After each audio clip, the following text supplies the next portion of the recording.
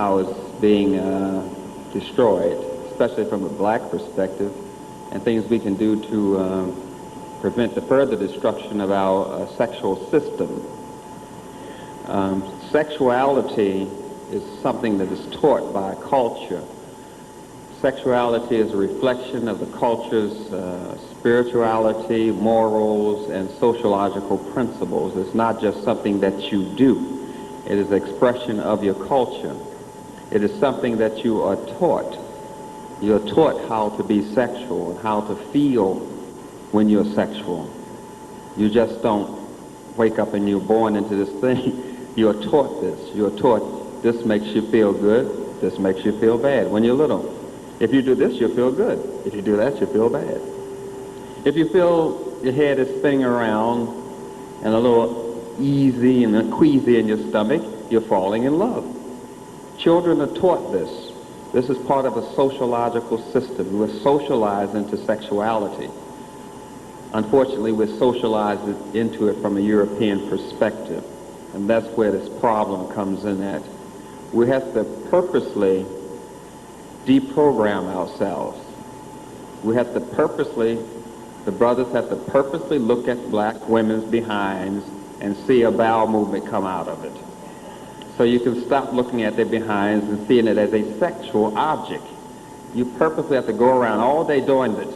It just doesn't happen just because you read a book or hear me talk about it. You have to look at a person's behind and say a bowel movement comes out of it, or I'm going to catch a fart. And you have to do that so you can stop relying on the rhythmicity of a woman's behind to describe her sexuality. Those two things do not compute, not to an African person. Then you will be able to start looking at a black woman in her face and see the spirituality which speaks of the sexuality, where we have it backwards because we were taught by the Europeans, of course. So those things are something that we deliberately have to do. Feelings are taught. Sexuality is taught. It's taught not only when you eat food, it's taught when you look at television, it's taught by how you dress. This is the way we are programmed into sexuality. You kissing each other may mean something exciting to you, but it means nothing to an Eskimo. They rub noses. So that's how they approach being stimulated. So it's a whole nother way of looking at your body and your face that we have to get into. Now what I'm talking about is the sex organs, so I will just go over them briefly so you know where I'm coming from. I don't like to use that word when I'm giving this lecture, but these things happen. You're all grown up. Now what we have at the top here is the uterus. And then we have the opening of the uterus, known as the Oz, or the cervix, which they call the Wizard of Oz, which is a story that refers to the opening of the uterus, which opens you up into your higher selves. That's where you get the understanding of your emotional self, of your physical self, and your physical self, where you get the Tin Man and the man made out of straw. That's when the Oz opens up and you come into your consciousness. That story is about birth. But I'll go into that as we progress. And this is the shaft of the vagina, which is longer in African women than any other race. And the lips of the vagina are larger in African women than any other race. And this is the bladder, which sits in front of the vagina, which is a muscle. And the uterus itself is muscle and mucosal tissue. Then we have the rectum in back and the anus. The rectum is where the bowels are stored. The manure is stored until it's evacuated. So constipation can cause a problem of migration of bacteria this way, as well as infection in the bladder can cause problems of migrating of bacteria this way. So we have to keep our bladder free and our rectum, of course, emptied. Now we get into a more simpler system, the male reproductive system. This is the prostate, which is actually the male uterus. Is made the same way as the uterus in the female. It has muscle and mucosal tissue. Then we have the bladder, the rectum, and the testicles, which are called the family jewels in stories. When they talk about these are the family jewels, they're referring to the testicles. And this, of course, is the penis and the shaft in which the urine comes out of. But I'll show you more over here as we progress. Now, the problem with the sexual system is that it's part male and part female. And I believe that's what causes a lot of problems with it. It's part male and part female, which we call Haru, and we can call the female aspect Isis or Immer.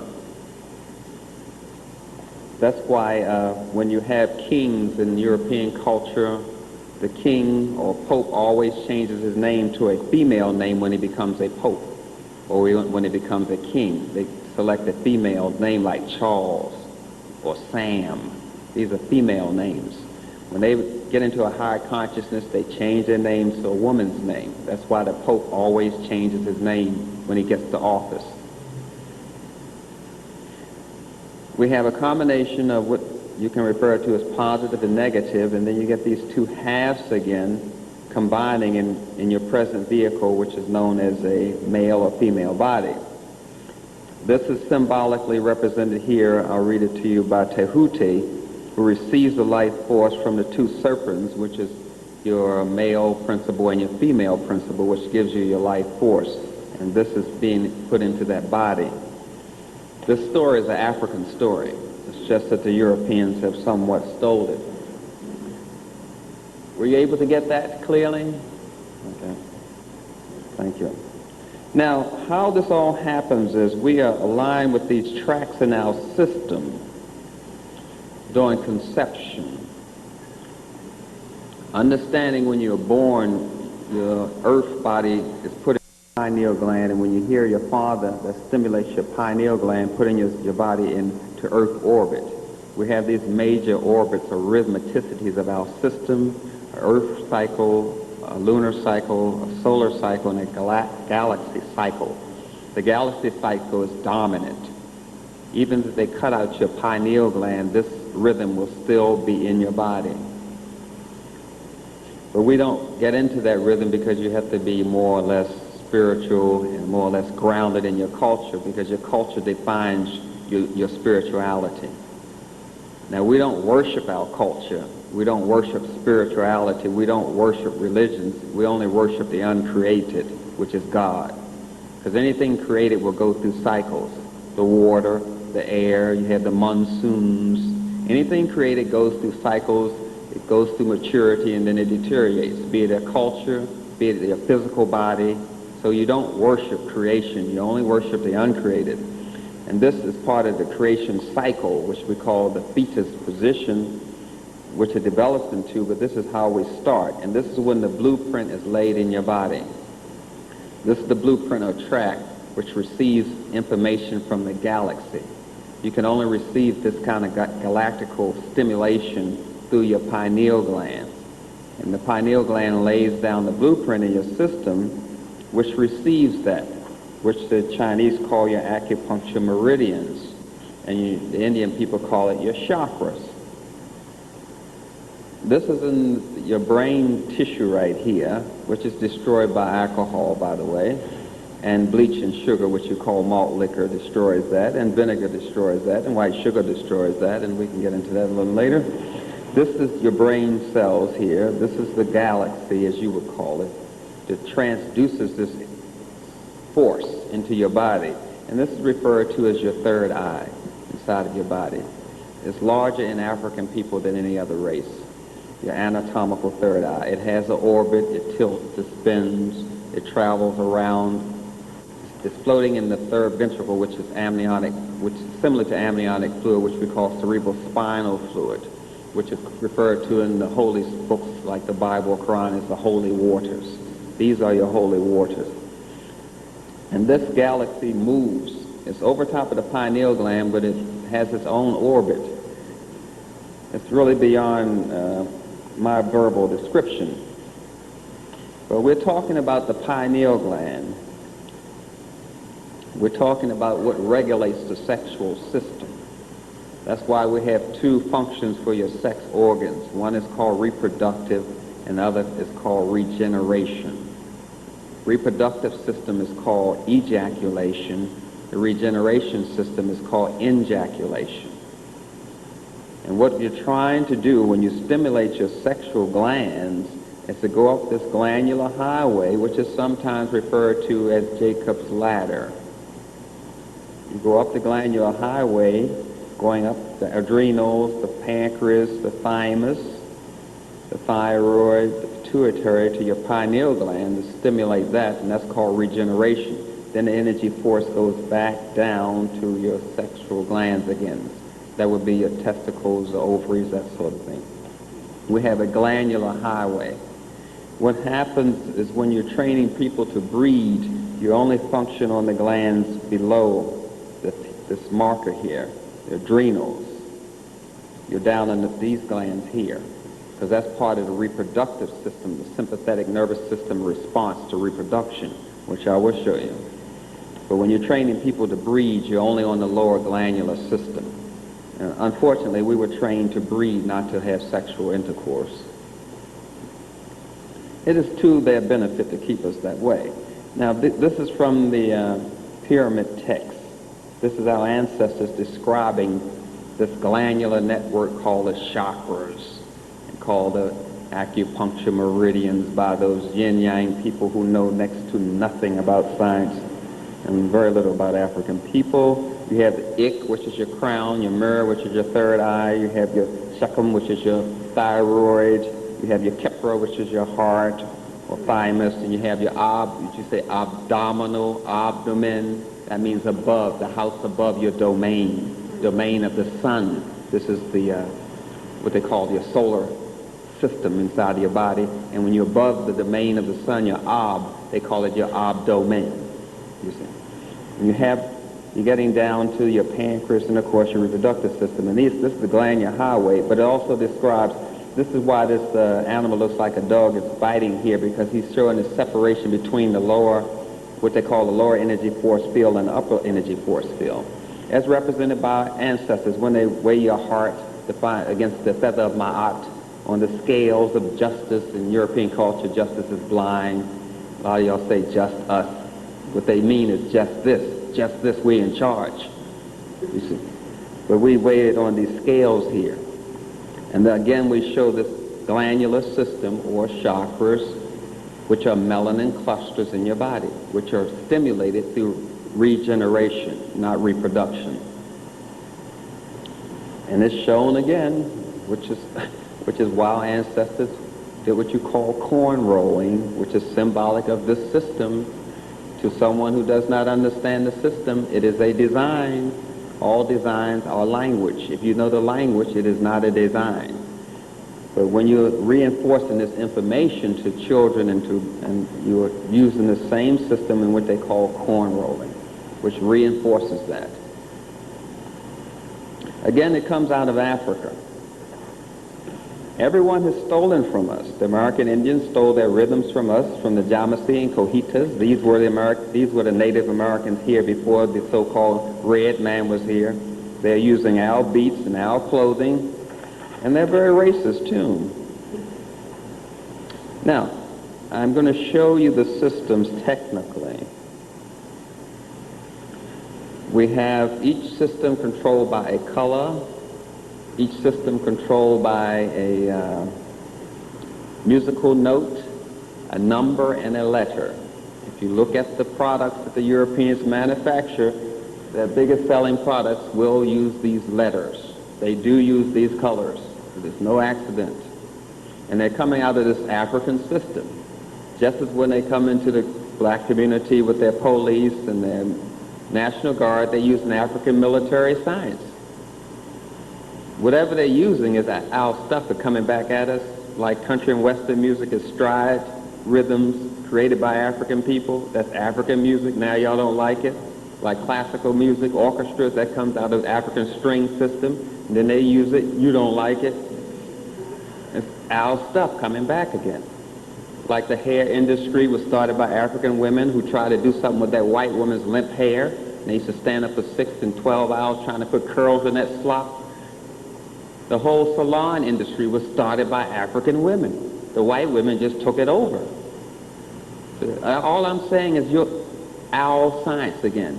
It's just that we don't recognize it anymore because everybody claims everything is ours. Some of them, people even claim us as their property.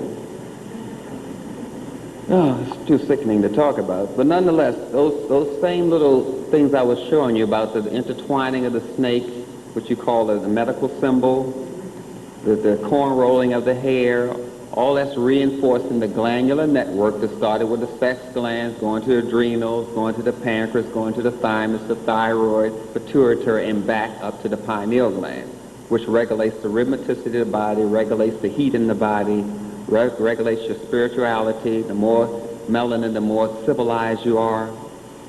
It regulates being civilized. So we have all of these systems here depending on these colors, and they use these colors. You see down here in the lower organ system, the perineum, which is that piece of skin between the scrotum and the anus, or between the vagina and the anus, you have red. What do white women put on their lips? Red. They're using this color system to be sexually stimulating. I'm telling you, you are taught sexuality. It's not something you wake up with. We just have to reprogram ourselves and deliberately go about talking to ourselves so we can get out of this system. Now let me just show you the sexual response system that I'm talking about here. I'll go over it slowly. You don't have to worry, I'm not going to rush here. Now, the beginning of sexual intimacy, which is stimulated by the sympathetic nervous system. You're breathing more out of your right nostril, which is feeding into your left hemisphere of your brain. You're more active above the waist.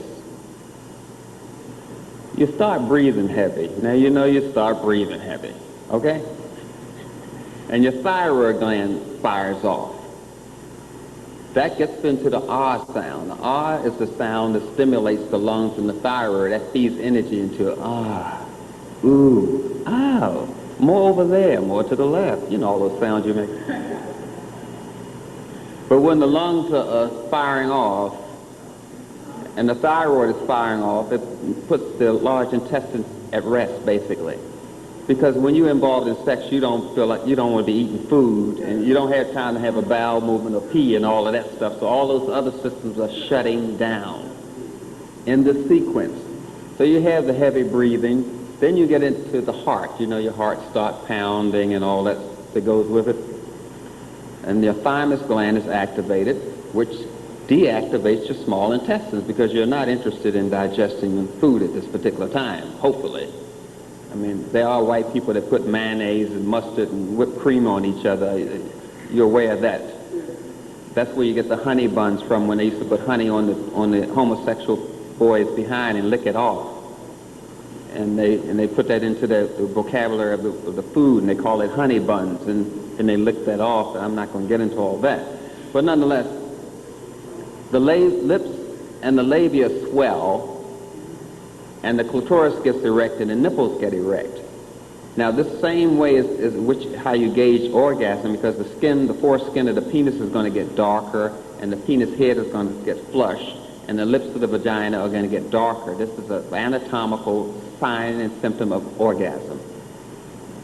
Then we go into the pancreas gets active, and this releases energy, and that's why you make the O sound, ooh. Ooh, I think Smokey Rod, some other people, Michael Jackson, no, I wouldn't mention it. They use it in their music. Then the adrenal glands fire off because you need your muscles to contract. You need to stop the prostaglandins release. The prostaglandins cause the uterus to contract, that sort of thing. And then you get into the, you're doing it right a little more. You know how those little things we do to get the drama going on. And the kidneys are shut down because you don't have time to pee. Not now.